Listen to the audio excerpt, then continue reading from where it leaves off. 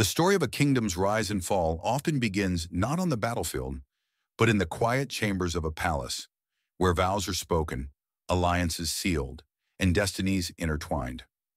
Imagine for a moment a man hailed across Europe as the Iron and Golden King, Przemysl Otakar II, his armor gleaming in sunlight, his banner casting shadows over conquered lands. Yet for all his triumphs, his future rested in the fragile hands of a woman barely past girlhood. History remembers the clashing of swords, but it is in the silence of marriage halls and the tremors of whispered court politics that the fate of nations is sealed. This is the paradox of Otakar's reign, a king who could defeat armies, but whose destiny would hinge upon the presence of Kunigunda of Slavonia. When Přemysl Otakar came to power in 1253, the throne of Bohemia was both a gift and a burden. His father, Wenceslaus I, had prepared him for rule, but the lands of Central Europe were far from stable.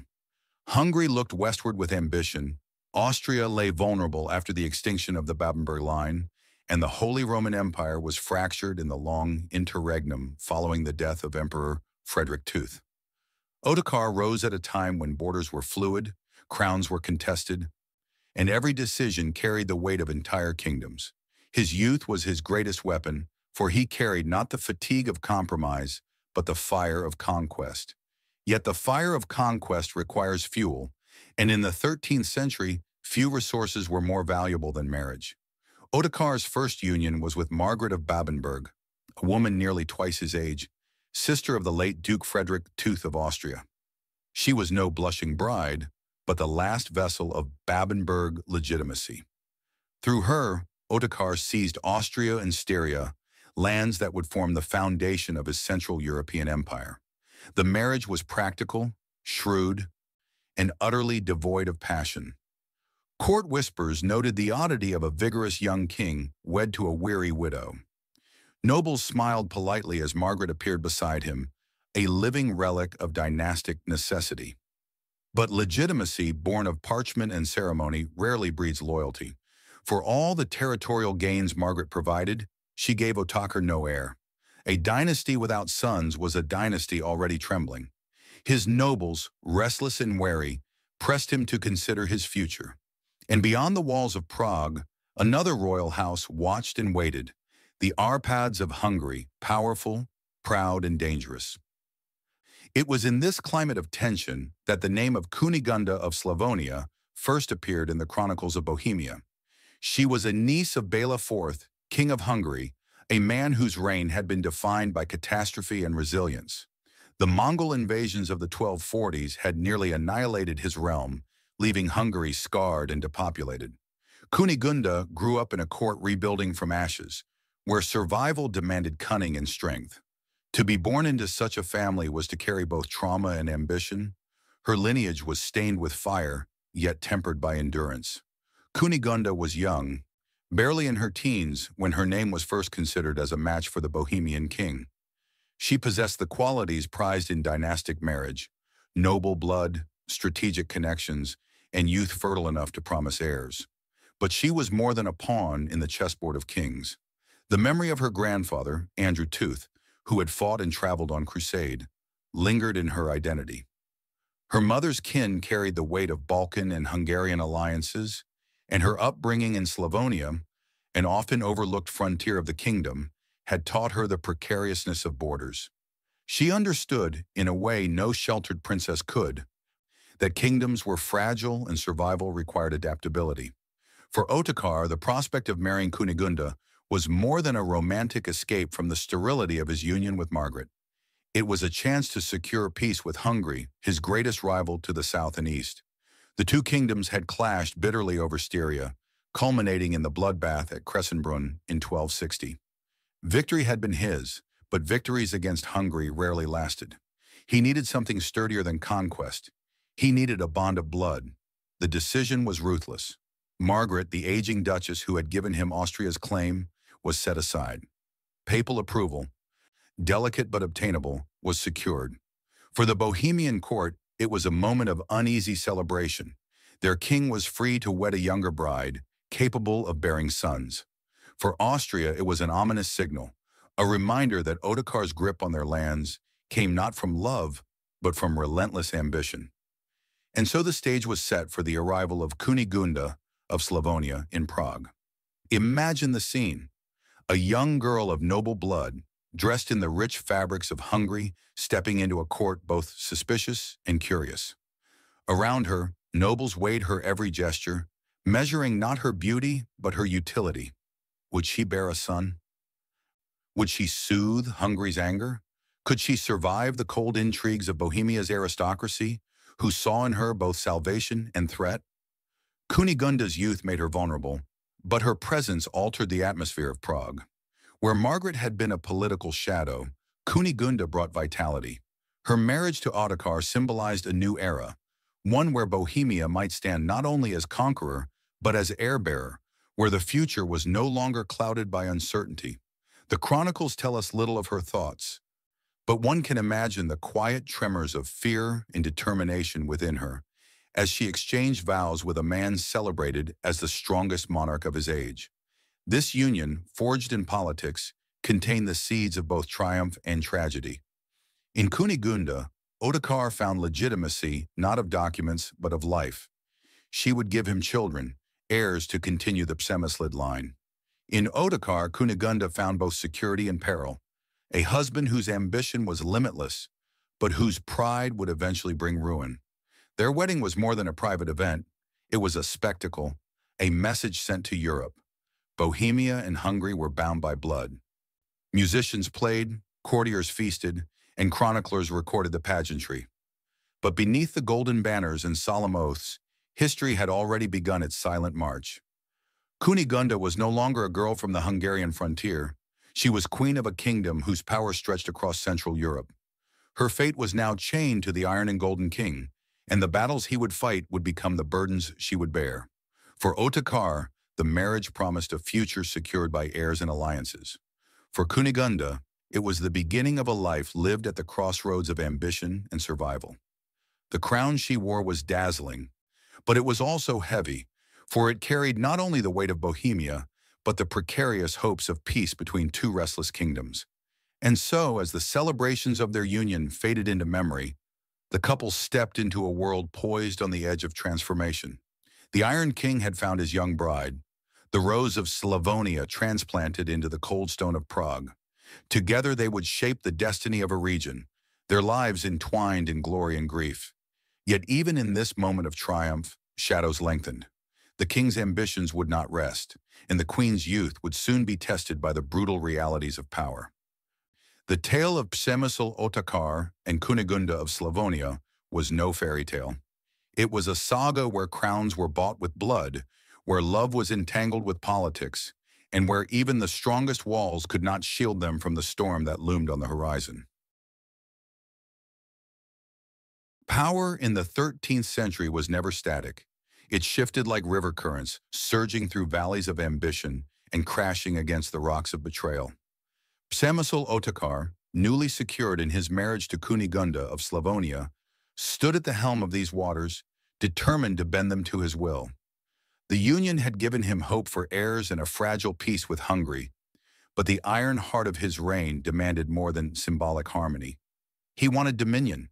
He wanted his empire carved not only in parchment, but in blood and stone. It was war, more than ceremony, that would define his identity. Where his father had balanced diplomacy with caution, Otakar chose steel and audacity. The extinction of the Babenberg line in Austria left a vacuum too tempting to ignore. His marriage to Margaret had given him a claim, and his annulment from her had not erased it. Through force of arms, he would extend Bohemia's reach southward into the fertile lands of Austria, Styria, and Carniola. To him, this expansion was not a gamble, but destiny. Kunigunda entered her new life in Prague against this backdrop of restless ambition. The court she walked into was a labyrinth of suspicion. Some nobles viewed her as an outsider. A Hungarian pawn slipped into Bohemia's heart. Others whispered that she was too young to understand the weight of her crown, too inexperienced to hold influence. But behind the silks and jewels, Kunigunda's eyes watched, measured, and learned. She had grown up in a Hungary scarred by Mongol devastation. She knew that survival came not from strength alone, but from resilience. In this, she mirrored her husband. He wielded iron. She embodied endurance. When war returned to the lands between Bohemia and Hungary, it threatened to unravel everything their marriage had promised. The jewel of the conflict was Styria, a fertile duchy cradled by rivers and mountains, vital to both crowns. Hungary had long claimed it, and Otakar would not let it slip from his grasp. What began as skirmishes escalated into one of the largest confrontations of medieval Central Europe, the Battle of Cressenbrunn, 1260. The chronicles describe a battlefield vast and chaotic, near the river Morava, where two armies faced one another with the weight of kingdoms behind them. Bela IV of Hungary, Kunigunda's uncle, led tens of thousands, supported by auxiliary troops from Cumans and Croats. Otakar, the Iron King, commanded a host of knights from Bohemia, Austria, and Moravia. It was a clash not just of soldiers, but of dynasties, where the outcome would shape the balance of power in Central Europe for a generation. For Kunigunda, the stakes were painfully personal. On one side rode her uncle, the man who had sheltered her youth, who had fought to restore Hungary after the Mongols. On the other rode her husband, the man to whom she had bound her future. The battlefield threatened to tear apart the very fabric of her life, splitting loyalty between blood and marriage. It is easy, centuries later, to speak only of strategies and troop movements. But in Kunigunda's private chambers, the war must have felt like a wound cutting through her own identity. The battle raged with ferocity. Cavalry thundered across the plains, swords clashed, arrows darkened the sky. Dust rose thick, choking both victors and vanquished. In the end, Otakar triumphed. His forces broke the Hungarian lines, scattering Bela's troops and forcing Hungary to yield Styria. Chroniclers hailed it as a decisive moment, a vindication of Otakar's courage and tactical brilliance. The Peace of Vienna in 1261 sealed his victory, confirming Bohemian control of Styria and strengthening his claim as master of Central Europe. In the aftermath, Kunigunda's role shifted. She was no longer the uncertain young bride observed with suspicion. She was now the queen who had endured the clash of her two worlds and emerged as the consort of a triumphant king. The victory at Cressenbrunn gave her a new aura. She represented not only peace but the continuity of conquest. Her womb became the vessel through which the Przemyslid line would extend its iron grip into the future. But victory carried its own burden. Bohemia was no longer merely a kingdom in the north of Central Europe. It was the nucleus of a rising empire. With Austria and Styria under his command, Otakar stretched his hand further toward Carniola and Carinthia, pressing against the Adriatic. The reach of his influence was unprecedented. He was no longer simply a king. He was becoming the figure whom neighbors feared, envied, and conspired against. Within Prague Castle, Kunigunda began to understand the deeper rhythms of power. Her role was not only to bear children, but to mediate, to soothe, to bridge divides that her husband's ambition created. She interceded with nobles, calmed tensions with Hungary, and lent legitimacy to Otakar's aggressive rule by embodying stability. While he forged a kingdom in fire, she became the quiet architect of its endurance. The paradox was striking. Otakar stood in armor, hailed as the Iron and Golden King. Yet his strength needed Kunigunda's subtle grace to hold. Without her, he was a conqueror. With her, he became a dynasty. The lords and bishops of Bohemia might not have admitted it openly, but they recognized her influence. In the quiet spaces of the palace, Kunigunda's presence steadied the trembling hands of power. And yet, beneath the triumph, shadows lingered. Victory at Cressenbrunn had subdued Hungary, but it had not erased its resentment. Austria, though under Bohemian control, seethed with restless nobles who resented foreign dominance. The Holy Roman Empire remained fractured, and Otakar's rise drew envy like iron draws rust. To climb higher was to invite the storm, for now, though, the empire glittered. The crown of Bohemia shone brighter than ever before, forged in the heat of war and sanctified by a queen whose quiet resilience balanced the fury of her husband. But history has a cruel rhythm. The higher the ascent, the sharper the fall. Kunigunda must have sensed it in her private hours, gazing from the stone balconies of Prague over the city that hummed with prosperity. She had watched one great battle decide the fate of her uncle and her husband. She knew that power was never secure, that alliances were fragile, that crowns rested uneasily on mortal heads. The triumph of Cressenbrunn was real, but so too was the whisper of uncertainty that followed every victory. For now the Iron King stood unchallenged, his queen at his side. Together they embodied a vision of strength and renewal.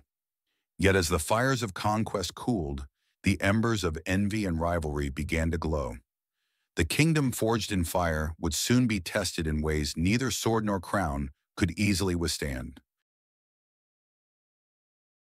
The victory at Cressenbrunn did not end Přemysl Otakar's ambitions. It only sharpened them. In the aftermath, when treaties were signed and banners lowered, his vision extended far beyond the plains of Styria. To him, the battlefield was only the opening gate to something larger, something more enduring.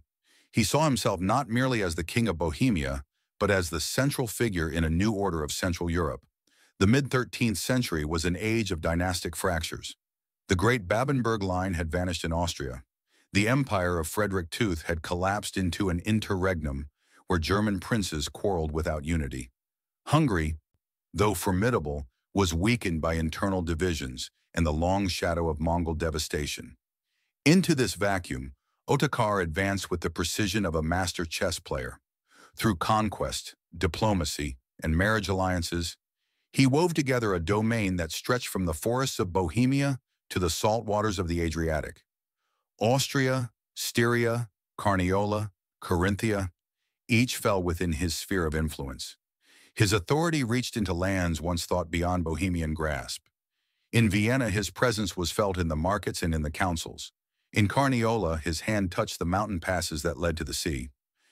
The expansion was breathtaking in its scale, and the chroniclers who wrote of him marveled at his wealth, his armies, his determination. To his subjects, he seemed invincible, the iron and golden king whose crown gleamed brighter with every passing year. Yet empires are not held by swords alone. While Otakar extended his grip outward, Kunigunda of Slavonia became the quiet force that bound his court together. Her marriage had once been viewed with suspicion, a fragile bridge between Hungary and Bohemia. But as the years passed, her role deepened. She gave Otakar the greatest gift a medieval monarch could desire: children. Among them was Wenceslaus, a son destined to inherit not only his father's crown, but the weight of his ambitions. Through Kunigunda, the Přemyslid line stood secure. Her influence at court was subtle, almost invisible in the chronicles, yet essential. She interceded for nobles caught in the storms of royal judgment, lending a softer hand where Otakar's was iron. She cultivated ties with Hungarian envoys, smoothing tensions that conquest had inflamed. She presided over ceremonies, weaving dignity into the pageantry of rule, and through her presence reassured a nobility unsettled by their king's relentless appetite for expansion. To the outside world, she was a queen of diplomacy. To her family, she was a mother determined to protect the future of her son. For Kunigunda, the triumphs of Otakar were a double-edged sword. Every victory strengthened the crown Wenceslaus would one day wear, but every new conquest also invited fresh enemies. She must have felt it in her bones, that fragile balance between glory and disaster, the sense that fortune's wheel turns swiftly and without mercy. At court, she walked a careful path. The Bohemian nobility, proud and fractious, did not always welcome their king's foreign bride. Some saw her as a Hungarian agent, others as a mere vessel for heirs. Yet Kunigunda endured, not with confrontation, but with patience. She was not a woman of loud proclamations, but of quiet endurance, her power exercised in whispers and gestures, in the subtle art of survival within a court dominated by men of ambition. Otakar's rise created unease across Europe. The princes of the Holy Roman Empire, wary of his strength, began to mutter. To them, he was no longer simply king of Bohemia, but a would-be emperor whose domains dwarfed their own. The more he gained, the more isolated he became. Where once he had been a rising star, admired for his vigor, he now became a looming threat, feared and envied in equal measure. Kunigunda must have sensed the danger. She had grown up in the court of Bela IV, where survival after Mongol invasion had taught her the brutal lesson that power attracts destruction. Watching her husband stride across Central Europe with the confidence of destiny, she must have felt a chill. No kingdom rises so high without awakening the envy of neighbors. No crown shines so brightly without casting long shadows. Yet for a time their rule glittered. Prague became not only the seat of a kingdom, but the heart of an empire. Merchants flocked to the city, bringing goods from the Adriatic and beyond. Royal towns multiplied, their charters granting privileges that fueled prosperity. Stone fortresses rose across the land, symbols of permanence, of a dynasty that seemed unshakable. In the churches, prayers for victory turned into hymns of thanksgiving. The people saw in Otakar the promise of security, in Kunigunda the promise of continuity. The chronicles called him the Iron and Golden King because he was rich in both treasure and arms. His mines poured silver into his coffers. His knights were clad in mail and mounted on powerful horses, yet even iron rusts, even gold tarnishes. The stronger his reign appeared, the more brittle it became. For behind the triumph, envy festered. The princes of Germany whispered against him. Hungary, though defeated, nursed its wounds. And in distant Switzerland, a man named Rudolf of Habsburg began his quiet rise.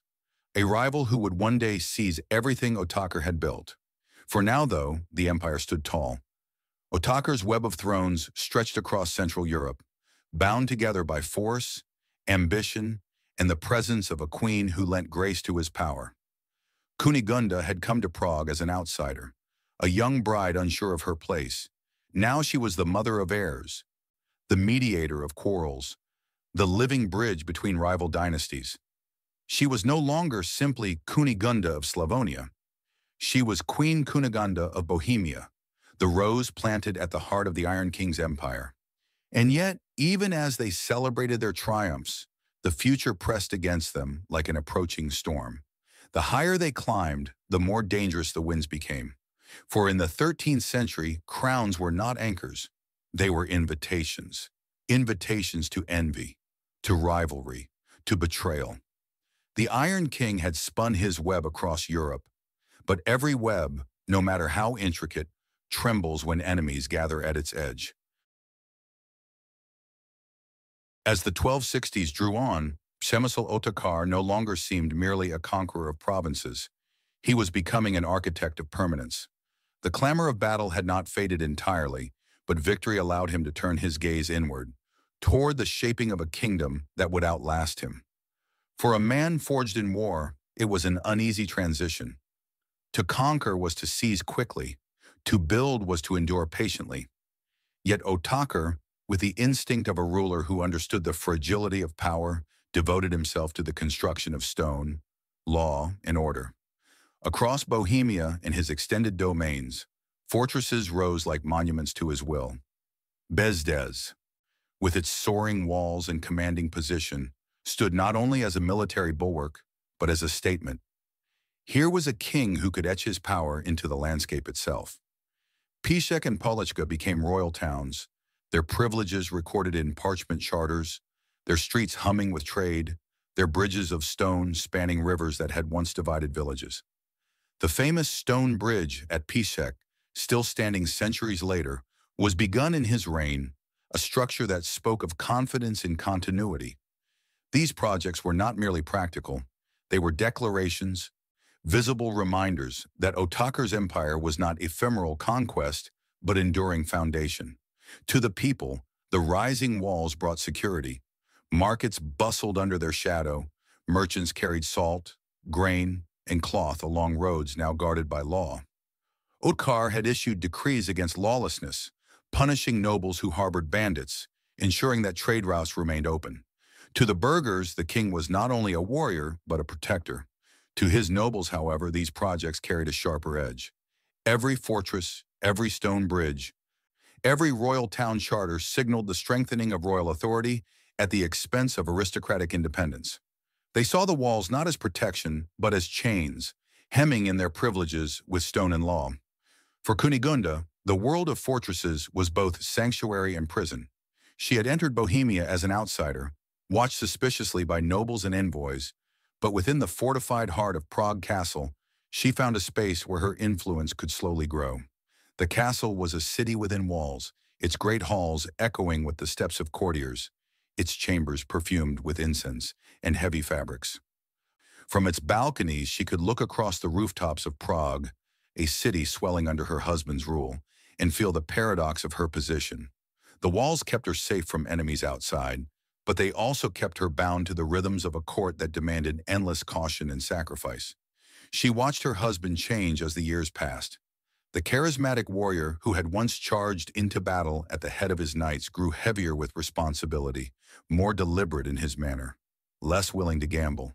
His armor was exchanged, at least in part, for ledgers and charters, his victories measured in the founding of towns rather than the clash of swords.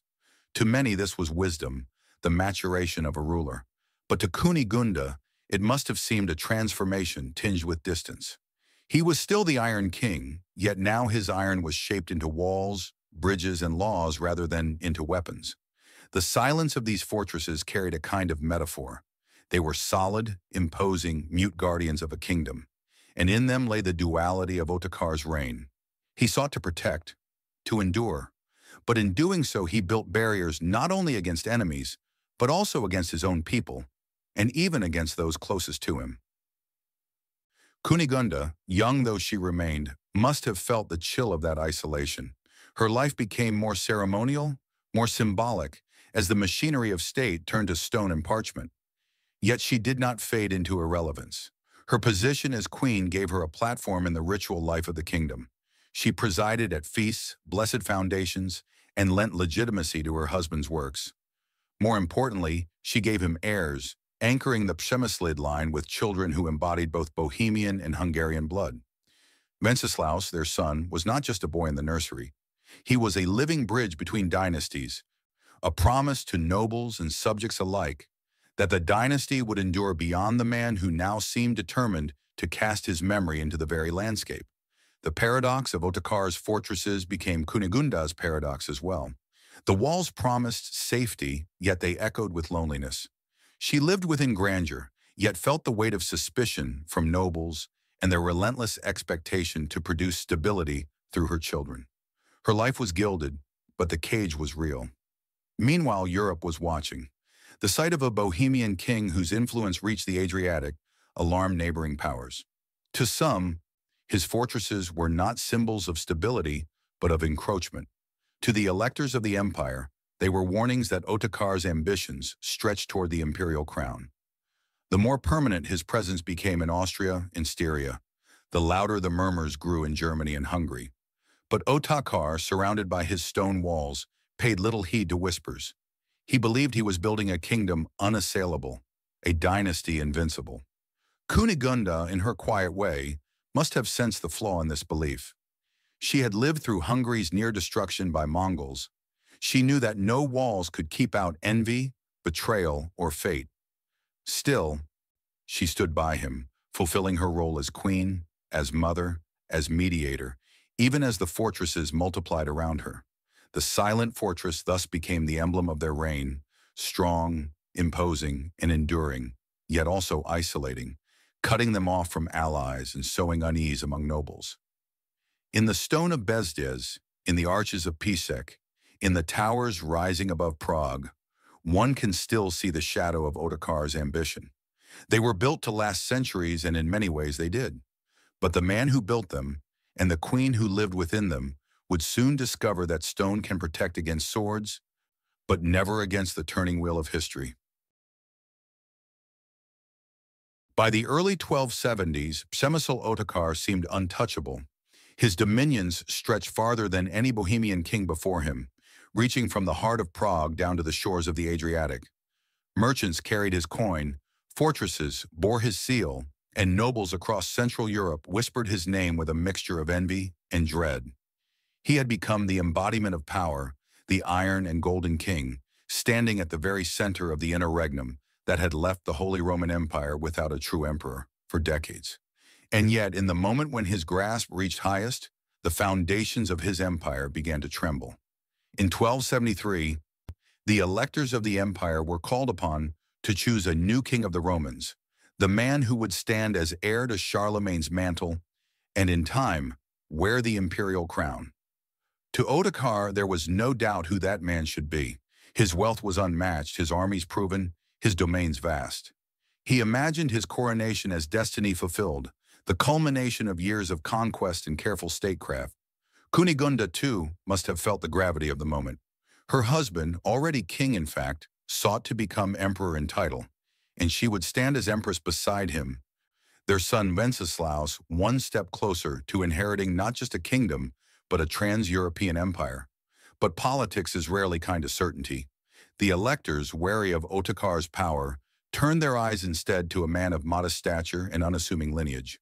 Rudolf of Habsburg, a count whose lands lay in Swabia, far from the heart of Bohemia. Rudolf's family was not grand. His name carried no imperial resonance. Yet to the electors, his very humility was his greatest asset. Where Otakar loomed like a giant, Rudolf appeared pliable. He was a man they could elevate without fear of domination. The news struck like a thunderclap. Rudolf had been chosen king of the Romans. Otakar, the Iron King, was left humiliated, his ambitions shattered not by defeat on the battlefield, but by the quiet votes of cautious electors. To him, it was an outrage, an insult, a betrayal of reason itself. His empire was greater than Rudolf's, his reputation more formidable. Yet the crown of the empire had slipped through his fingers into the hands of a man scarcely known beyond his own valleys. In the halls of Prague, the atmosphere darkened. Otakar's pride festered into anger. He refused to acknowledge Rudolf's election, declaring the choice illegitimate. To yield would be to confess a weakness, and weakness was a language he could not speak. His knights and advisors counseled caution, but pride outweighed prudence. The Iron King would not bow to a man he considered beneath him. Kunigunda saw what her husband could not. She understood that Rudolf's modest birth did not make him harmless, it made him dangerous. Humility was a mask behind which lay ambition as sharp as any blade. She had grown up watching Hungary's survival after the Mongol devastation, had learned that strength often hides in unexpected places. To her, Rudolf was not to be dismissed, but to be watched, feared, even placated. She urged Otakar to consider compromise, to think of Wenceslaus, to safeguard what they already possessed rather than chase crowns that brought enemies. But Otakar was not built for compromise. The same ambition that had carried him to the height of power now blinded him. He saw only insult, not warning, only rivalry, not opportunity. In the silence of their chambers, Kunigunda must have struggled with a bitter realization that the man who had seemed destined to be emperor might, in his pride, plant the seeds of his own undoing. Rudolf moved quickly to consolidate his legitimacy. He demanded recognition from Otakar, demanded the return of lands Otakar had claimed during the imperial interregnum. The call was not merely political, it was personal. Rudolf knew that to establish himself as true king, he had to break the power of the Iron King. Their rivalry was no longer about crowns or titles, it was about survival. One would stand and the other would fall. Within Prague Castle, Kunigunda's role grew heavier. She became the mediator, the whisper of caution against her husband's thunder of defiance. To the court, she was the face of composure as the storm gathered. To her children, she was a shield, trying to protect them from the looming shadow of war. Yet she could not change her husband's course. Otakar's pride was a fortress no one could breach, not even the queen whose voice he respected in other matters. The clash of empires was inevitable. Otakar's refusal to acknowledge Rudolf isolated him further. Nobles who had once envied his rise now aligned with Rudolf, fearing the suffocating weight of Bohemian dominance. Hungary, though bound by family ties to Kunigunda, still remembered its defeat at Kressenbrunn and saw an opportunity for revenge. Even within his own court, loyalty was strained, for nobles knew that defying the empire meant standing on the edge of disaster. Kunigunda bore it with the quiet resilience that had defined her life. She had married into ambition, and ambition was now consuming the world around her. She could not stop the tide, but she could prepare for its coming. In her prayers, perhaps, she asked not for victory, but for survival, for her son, for the dynasty, for the fragile future that still hung in the balance. And so, as Rudolf's star rose and Otakar's pride hardened, the stage was set for a confrontation that would reshape Central Europe. The Iron King, once admired as a conqueror, now stood defiant against the very empire he had hoped to lead. The modest Count of Habsburg, lifted by the caution of electors, became his nemesis. Between them stood Kunigunda, the queen who saw both the glory and the peril, who felt the tremors of history beneath her feet, and knew that walls of stone could not withstand the storms of pride. The shadow of Rudolf had fallen across Bohemia, and no fortress, no army, no marriage alliance could fully dispel it. The Iron and Golden King still wore his crown, but the first cracks had appeared, and through those cracks seeped the chill of destiny. Defiance against an emperor rarely ends in silence. For Przemysl Otakar, his refusal to bow before Rudolf of Habsburg brought not glory, but the slow tightening of a noose around his kingdom. Pride had led him to dismiss Rudolf as an upstart count, yet pride could not shield him from the machinery of imperial authority. In 1276, the verdict came. Otakar was placed under the imperial ban, a sentence that stripped him of protection under the law of the empire. It was more than legal censure. It was an invitation to all who envied him to rise against him without fear of punishment. The empire, fractured though it had been, now found unity in opposition. Rudolf declared that the lands Otakar had seized during the long interregnum, Austria, Styria, Carniola, Carinthia, were not his by right but had been held unlawfully. He demanded their return. To enforce his decree, he summoned allies, most notably Ladislaus IV of Hungary, whose memory of defeat at Kressenbrunn had never faded. Even Kunigunda's family ties could not bind Hungary now. Vengeance weighed heavier than kinship. For the Iron and Golden King, it was a humiliation.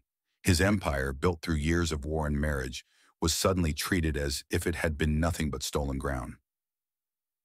The fortresses he had raised, the towns he had founded, the charters he had issued, all were called into question by the stroke of Rudolf's pen. But Otakar could not yield. To surrender quietly would be to confess fraud, to admit that his crown rested on falsehood. His pride, as always, refused compromise. In Prague, the air grew tense with fear. Armies gathered at the borders, and nobles whispered in corridors, uncertain whether loyalty to Otakar would cost them their lands and lives. Some bent their knee to Rudolf, choosing security over fidelity. Others hesitated, torn between admiration for their king and the brutal reality of his isolation. The court was no longer the glittering center of an empire. It was a besieged fortress, trembling before the storm. Kunigunda, caught between roles of queen, wife, and mother, faced the darkest trial of her life. She had watched her husband climb to the height of power, and now she watched as pride dragged him downward. She could not stop Rudolf's decrees, nor halt Hungary's march, but she could preserve what still remained. For her, the struggle was no longer about Austria or Styria. It was about Bohemia itself, about Moravia, about ensuring that her son Wenceslaus would inherit at least a kingdom, if not an empire. She urged Otakar to negotiate, to accept the loss of territories beyond the Bohemian heartland, to preserve what could still be held.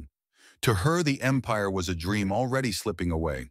Survival required sacrifice. But to Otakar, such counsel felt like betrayal. How could he, the Iron King, surrender lands taken with sword and blood? How could he confess weakness before Rudolf, a man he still considered beneath him? The conflict between ambition and survival played out not only on the battlefield, but within the marriage chamber. Their union, once a symbol of peace and alliance, now strained under the weight of disagreement. Kunigunda's love for her husband was real, but her greater loyalty was to their son. If Otakar would not bend for himself, then he must bend for Wenceslaus. Yet she could not pierce the armor of his pride. The armies came. In 1276, Rudolf, allied with Hungary and supported by discontented nobles, advanced against Otakar. The Iron King, once feared across Europe, found himself cornered. His vassals wavered, his allies deserted him, and even within his own domains the loyalty of lords was brittle. The empire that had seemed unshakable only a decade earlier collapsed under the pressure of collective hostility. At last, Otakar was forced to submit. In November 1276, at Vienna, he surrendered his claims to Austria, Styria, Carinthia, and Carniola, retaining only Bohemia and Moravia. The humiliation was complete. He who had once stretched his rule to the Adriatic was now reduced to the narrower lands of his ancestors. The Iron and Golden King was a king still, but his empire was gone. For Kunigunda, The surrender was both a relief and a sorrow. Relief because it preserved Bohemia itself from utter ruin. Sorrow because she saw the toll it took upon her husband's spirit. Otakar returned to Prague diminished, his pride wounded beyond repair. The king who had once been a conqueror now wore his crown as though it weighed heavier than iron. Yet within the palace, life demanded endurance. Kunigunda became the true anchor of the court. She reassured nobles, preserved the dignity of the dynasty, and focused her energy on Wenceslaus. In him, she saw the fragile thread that connected past glory to future hope. If her husband's pride had led to ruin, perhaps her son's reign could restore stability. But beneath the fragile calm, danger simmered. Rudolf had stripped Otakar of his empire, but he had not stripped him of ambition. The Iron King could not live with humiliation. His pride demanded redemption, one last gamble to reclaim what had been lost. And Kunigunda, who had once urged compromise, must have felt the dread of inevitability. For she knew that when pride and vengeance rule a man's heart, walls of stone and pleas of love cannot hold him back from war. The siege of legitimacy was over, and Otakar had lost. Yet the true reckoning lay ahead, not in charters or decrees, but in blood upon the fields. Kunigunda's world narrowed to a single haunting question. Could her husband's pride be survived, or would it consume not only him, but the future of their son? When Přemysl Otakar returned to Prague in the winter of 1276, the mood of the city was muted. Bells still rang for his arrival, and banners still fluttered from the castle towers. But the triumph of earlier years was gone. He no longer entered as the master of Austria or the overlord of the Adriatic. He returned as a king shorn of his empire, reduced to the narrower borders of Bohemia and Moravia. For a man who had once stood at the pinnacle of Europe, it felt like exile within his own crown. The nobles received him with forced ceremony, but behind their bows lay doubt. Many of them had bent their knees to Rudolf in Vienna. Some had wavered when the imperial band made loyalty to their king a dangerous act. Otakar saw it in their eyes, the fracture of trust, the silent judgment of his failure. His fortresses still loomed over the land, but stone could not rebuild allegiance once broken. He had become a king not of confidence, but of suspicion, watching his lords as closely as he once watched his enemies. Within the walls of Prague Castle, the atmosphere was heavy with silence. Otakar, once radiant in his victories, grew brooding. His counsels stretched long into the night, his temper sharpened, his voice edged with bitterness. He carried the humiliation of Vienna like a wound that refused to heal. And yet, beneath the weight of his pride, a new fire smoldered, the determination to reclaim what had been lost. Defeat had humbled him, but it had not broken him. For Kunigunda, this was the most difficult chapter of her queenship. She had shared in his triumphs, had stood as the consort of a conqueror, but now she found herself the companion of a man undone. She bore the weight of his anger and the burden of his silence. Yet where Otakar saw only betrayal and loss, she turned her gaze to survival. She worked quietly to maintain the court, to reassure the burghers of Prague, to preserve the dignity of the dynasty before foreign envoys. Her role as mother now eclipsed her role as wife. Wenceslaus, their son, grew in the shadow of a father's humiliation and a mother's resilience. Kunigunda poured her energy into protecting him, knowing that the boy's life was more than personal. It was the last thread binding the Přemysled line to hope. When she watched him at play within the castle courtyards, she did so with the awareness that the future of the kingdom balanced on his small shoulders. If his father's pride could not save Bohemia, perhaps his innocence one day would. The court, once dazzled by Otakar's conquests, now looked increasingly to Kunigunda for steadiness. She became the mediator in disputes, the voice of calm when nobles muttered against the crown, the quiet reassurance that despite the king's fury, the realm would not collapse into chaos. She did not command armies, but she commanded trust. To the burghers of Prague, she was the guarantor of continuity. To the priests who whispered in chapels, she was the pious figure whose prayers held the kingdom together. To the nobles, she was the queen who reminded them that their loyalty was to a dynasty, not just to a wounded man. And yet, even as she worked to preserve stability, She knew the storm was not over. Otakar's pride could not endure humiliation forever. He spoke often of Rudolf, of betrayal, of vengeance. His voice hardened when he recalled the land stripped from him, Austria, Styria, Carinthia, Carniola. He could not forget that once his dominion had touched the Adriatic, and now he was confined like a lion in a cage. His fortress walls, once symbols of triumph, had become reminders of loss. It was in these years that Otakar prepared for one final gamble. He rebuilt his alliances where he could, gathered his knights, and plotted the war that would either restore his greatness or destroy him. Kunigunda, sensing the inevitability, tried to temper his resolve. She spoke of Wenceslaus, of the need for patience, of the wisdom of preserving what remained rather than risking all. But Otakar, though wounded, was still the Iron King.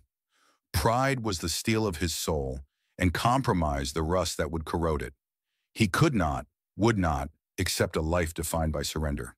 The tension between husband and wife deepened. They loved each other, but their visions diverged. For Kunigunda, survival and the future of her son were paramount. For Otakar, redemption mattered more than survival itself. She saw in his eyes the path that led to ruin, but she could not turn him aside. A man who had once commanded Europe could not now bow before a rival he despised. Outside Prague, Europe moved steadily into Rudolf's orbit. The electors supported him, Hungary stood with him, and even the papacy leaned in his favor. Otakar stood increasingly alone. Yet within that isolation, he found a clarity that terrified those around him. He would fight again. He would march once more into battle, not for land, not for wealth, but for honor. Kunigunda, bound by duty and love, could only prepare for the worst. She strengthened ties with loyal nobles, ensured the treasury could sustain the court, and prayed for her husband's soul.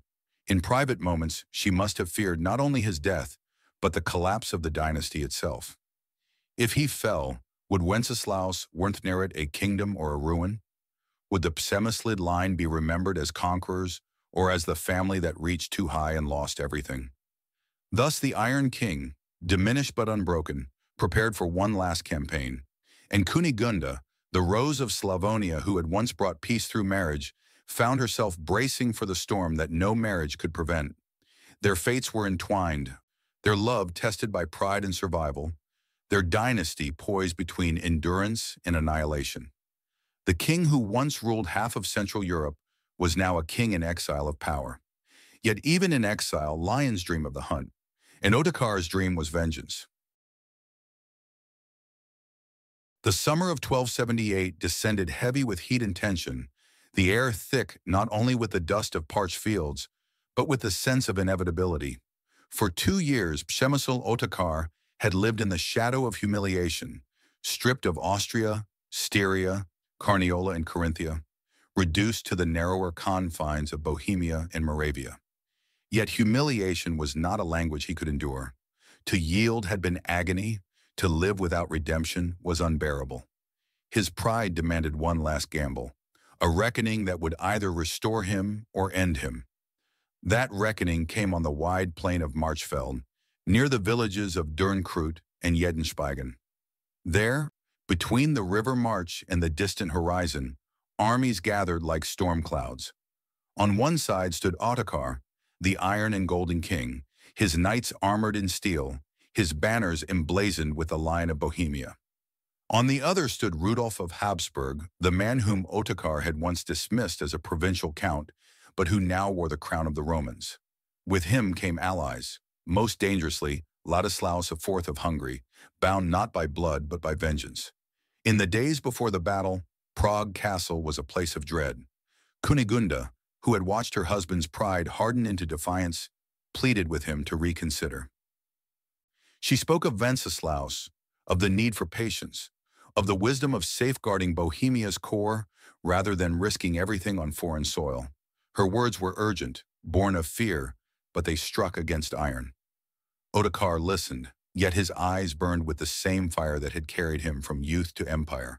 To him, to live in compromise was to live in dishonor. Better to die a king than to wither as a pawn. Kunigunda must have sensed the tragedy already written in fate. She had seen his victories, had shared in his glory, had stood as queen when the empire bent beneath his will. Now she stood as a wife facing the abyss of loss, knowing that no fortress wall, no royal charter, no maternal prayer could turn him aside from this final march. Her role was reduced to one of endurance. She could only watch him depart, his armored retinue glittering in the sun, and pray that destiny might bend once more in his favor. The plain of Marchfeld was vast, open, merciless. On August 26, 1278, it became the stage for one of the largest cavalry battles of the Middle Ages. Chroniclers describe a sea of horses, lances bristling like a forest, banners rippling against the wind. The thunder of hooves shook the earth, the clang of steel rang across the fields, and the cries of men and animals merged into a single roar of chaos. At the heart of it rode Otakar, no longer the master of half of Europe, but still every inch a king. His armor gleamed, his sword struck with fury, his presence inspired his knights to fight with desperate courage. He charged again and again into the thick of combat, determined to carve victory from the jaws of ruin. For a time, it seemed as though he might succeed. His knights held their ground, their lances broke enemy lines, and the banner of Bohemia still waved defiantly above the dust. But numbers and alliances told their own story. Rudolf's forces, reinforced by Hungarian cavalry, pressed relentlessly. Otakar's lines bent, broke, and scattered beneath the weight of superior numbers. The battle became slaughter, the dust turning to mud with blood. Amid the chaos, Otakar's fate was sealed. Surrounded, abandoned by many who had once sworn loyalty, he was cut down in the melee. The Iron and Golden King fell not to one sword, but to the tide of betrayal and inevitability. His body, stripped of armor, lay silent on the plain, unrecognized amid the carnage of thousands. Back in Prague, Kunigunda's world shattered. The husband who had once filled Europe with fear and admiration was gone. His empire reduced to silence on a blood-soaked field. She had feared this outcome, had warned against it, but fear and warning had never been enough to turn aside a king whose pride was bound to destiny. Now she was left not as queen consort of an empire, but as widow of a fallen king, her duty shifting instantly from wife to guardian of her son's inheritance. The news of Otakar's death spread like wildfire. To enemies it was vindication, to allies a warning, to Bohemia it was catastrophe. Yet in the midst of grief, Kunigunda understood that she could not succumb to despair. Her son Wenceslaus, still a boy, was now king, and she, left in the silence of widowhood, would have to stand as regent, shield, and symbol of continuity. The dynasty's survival depended on her. The Battle of Marchfeld was more than the death of a king. It was the end of an age. The empire Otakar had built through blood and ambition was gone, scattered among enemies. Rudolf emerged triumphant, the Habsburgs securing the foundations of their long dynasty. And Kunigunda, the young bride once brought from Slavonia to secure peace, was now the widow upon whom the fragile hopes of Bohemia rested. The plain of Marchfeld remains silent today, a stretch of fields under open sky. But in the 13th century it became the grave of ambition, the place where the Iron and Golden King met his end. Kunigunda, though absent from the battlefield, bore its consequences more deeply than anyone. She had warned, she had prayed, she had feared, and now she would endure. For history does not end with the fall of kings, it continues in the lives of those left behind. The summer of 1278 descended heavy with heat and tension, the air thick not only with the dust of parched fields, but with the sense of inevitability. For 2 years, Přemysl Otakar had lived in the shadow of humiliation, stripped of Austria, Styria, Carniola, and Carinthia, reduced to the narrower confines of Bohemia and Moravia. Yet humiliation was not a language he could endure. To yield had been agony, to live without redemption was unbearable. His pride demanded one last gamble, a reckoning that would either restore him or end him. That reckoning came on the wide plain of Marchfeld, near the villages of Dürnkreut and Jedenspeigen. There, between the river March and the distant horizon, armies gathered like storm clouds. On one side stood Otakar, the Iron and Golden King, his knights armored in steel, his banners emblazoned with the Lion of Bohemia. On the other stood Rudolf of Habsburg, the man whom Otakar had once dismissed as a provincial count, but who now wore the crown of the Romans. With him came allies, most dangerously Ladislaus IV of Hungary, bound not by blood but by vengeance. In the days before the battle, Prague Castle was a place of dread. Kunigunda, who had watched her husband's pride harden into defiance, pleaded with him to reconsider. She spoke of Wenceslaus, of the need for patience, of the wisdom of safeguarding Bohemia's core rather than risking everything on foreign soil. Her words were urgent, born of fear, but they struck against iron. Otakar listened, yet his eyes burned with the same fire that had carried him from youth to empire. To him, to live in compromise was to live in dishonor. Better to die a king than to wither as a pawn. Kunigunda must have sensed the tragedy already written in fate. She had seen his victories, had shared in his glory, had stood as queen when the empire bent beneath his will. Now she stood as a wife facing the abyss of loss, knowing that no fortress wall, no royal charter, no maternal prayer could turn him aside from this final march. Her role was reduced to one of endurance. She could only watch him depart, his armored retinue glittering in the sun, and pray that destiny might bend once more in his favor. The plain of Marchfeld was vast, open, merciless. On August 26, 1278, it became the stage for one of the largest cavalry battles of the Middle Ages. Chroniclers describe a sea of horses, lances bristling like a forest, banners rippling against the wind.